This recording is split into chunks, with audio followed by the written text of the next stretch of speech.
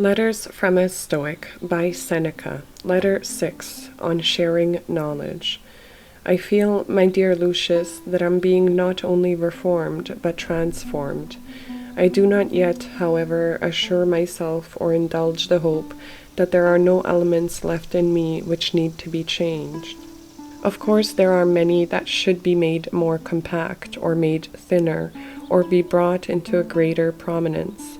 And indeed, this very fact is proof that my spirit is altered into something better, that it can see its own faults, of which it was previously ignorant. In certain cases, sick men are congratulated because they themselves have perceived that they are sick. I therefore wish to impart to you this sudden change in myself. I should then begin to place a surer trust in our friendship. The true friendship which hope and fear and self-interest cannot sever, the friendship in which and for the sake of which men meet death.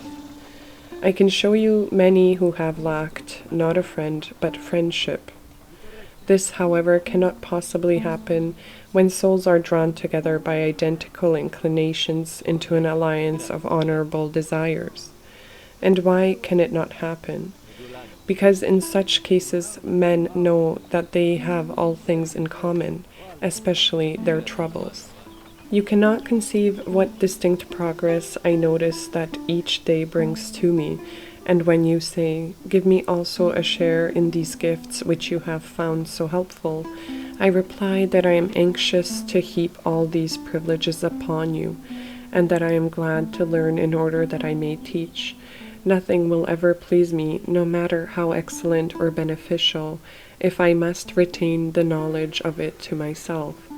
And if wisdom were given me under the express condition that it must be kept hidden and not uttered, I should refuse it.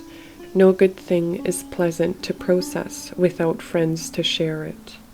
I shall therefore send to you the actual books, and in order that you may not waste time in searching here and there for profitable topics, I shall mark certain passages, so that you can turn at once to those which I approve and admire. Of course, however, the living voice and the intimacy of a common life will help you more than the written word. You must go to the scene of action, first, because men put more faith in their eyes than their ears, and second, because the way is long if one follows precepts, but short and helpful if one follows patterns. Cleves could not have been the express image of Zeno if he had merely heard his lectures. He shared in his life, saw into his hidden purpose, and watched him to see whether he lived according to his own rules. Plato, Aristotle, and the whole throng of sages who were destined to go each his different way, derived more benefit from the character than from the words of Socrates. It was not the classroom of Epicurus, but living together under the same roof, that made great men of Metrodorus, Hermarchus, and Polonius. Therefore I summon you, not merely that you may derive benefit, but that you may confer benefit, for we can assist each other greatly. Meanwhile, I owe you my little daily contribution. You shall be told what pleased me today in the writings of Hecato. It is these words: "What progress, you ask, have I made? I have begun to be a friend to myself." That was indeed a great benefit. Such a person can never be alone.